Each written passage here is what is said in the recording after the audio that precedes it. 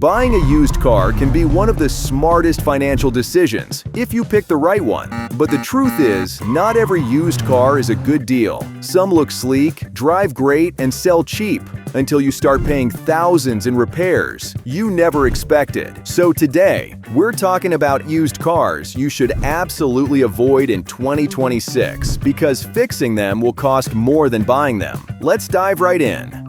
BMW 7 Series, 2009 to 2015. The BMW 7 Series was once the symbol of executive luxury, smooth ride, V8 power, and every gadget imaginable. But when those gadgets start failing, you'll wish you never bought one. The air suspension alone can cost over $3,000 to repair. Electronic modules, another $1,000. Oil leaks, cooling system failures, all too common. Even something simple like replacing the valve cover gasket can run over $1,200. This car was designed for people who leased it new, not for someone buying it used 10 years later.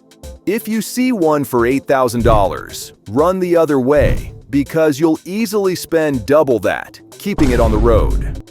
Audi A8, 2010 to 2017. The Audi A8 is another luxury trap. On paper, it's beautiful. Full aluminum body, smooth V6 or V8 engines, and quattro all-wheel drive. But it hides a dark side. Extremely complex systems that age badly. Timing chain issues are infamous on these engines, and fixing them means removing the entire engine, a repair that can cost over $6,000. Electronics, air suspension, and transmission problems add up quickly too. Audi designed this car for luxury, not longevity. If you buy one used, you'll spend more time at the mechanic than on the road. Mercedes-Benz ML 350, 2011 to 2015.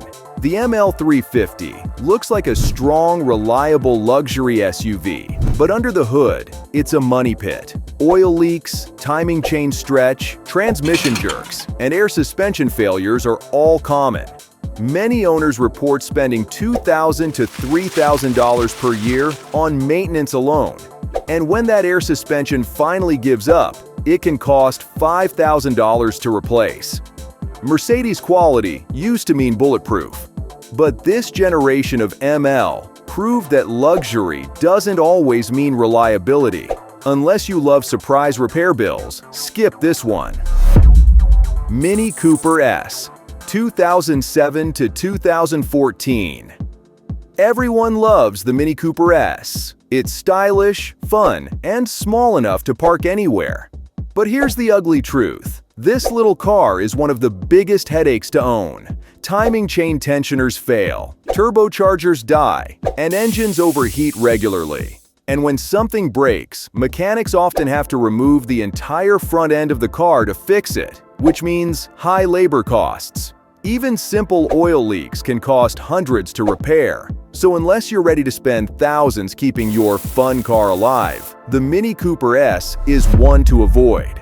Chrysler 200, 2011 to 2016. The Chrysler 200 was supposed to be America's affordable mid-size sedan. Instead, it became one of the most unreliable cars of the decade. The main problem? The transmission. It shifts rough, slips, and often fails completely before 100,000 miles. Add in electrical gremlins and cheap interior materials, and you've got a car that's not worth the trouble, even at a low price. Mechanics say fixing the transmission alone often costs more than the car's total resale value. So if you see a cheap Chrysler 200 online, just remember, it's cheap for a reason. Ford EcoSport, 2012 to 2017. This one fooled a lot of people. The Ford EcoSport looks modern and efficient, but reliability is one of its biggest weaknesses. Owners complain about engine failures, overheating, and, again, transmission issues. Ford's dual-clutch gearbox has been a disaster for years, with jerky shifting and expensive repairs. Add poor fuel economy and uncomfortable handling, and you've got one of the worst subcompact SUVs you can buy used. Save yourself the headache. There are far better options for the same price. Volkswagen Passat, 2012 to 2018. The Passat is stylish, comfortable, and feels premium for the price. But under the hood, it's hiding expensive secrets. Volkswagen's TSI engines are notorious for burning oil and suffering from timing chain and turbo problems. Once that happens, repairs can easily hit $3,000 to $5,000. Add in electrical issues and unreliable sensors, and owning a Passat can quickly turn into a financial drain. It's great when it works, but when it doesn't, you'll be Googling cheap VW mechanic near me more than you drive it. BMW X5, 2007 to 2013. Finally, the BMW X5, the luxury SUV that drives like a sports car and brakes like a 20-year-old sedan.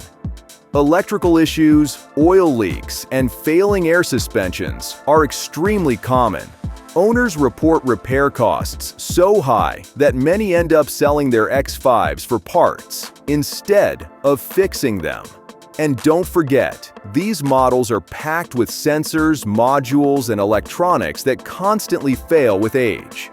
It's one of those cars that makes you feel rich when you buy it and broke when you own it. Fiat 500L, 2014 to 2019. The Fiat 500L might look cute and practical, but behind that friendly face hides one of the most frustrating ownership experiences you can have. The transmission is jerky, the dual-clutch system fails early, and parts are notoriously expensive and hard to find. The electrical system? Constant warning lights and sensor malfunctions. Many owners report that even basic repairs like replacing the alternator or fixing the AC can cost more than the car's value. And reliability ratings, consistently near the bottom of every list. It's roomy, sure, but when your car spends more time in the shop than on the road, space doesn't matter much.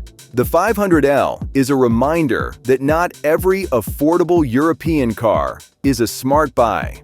Not every used luxury or stylish car is a good deal. In fact, many of them become repair nightmares once the warranty expires. If you're shopping for a used car in 2026, focus on reliability, not just looks or luxury. Brands like Toyota, Honda, and Mazda consistently outperform the rest in long-term ownership costs. And remember, sometimes the cheapest car to buy is the most expensive to own.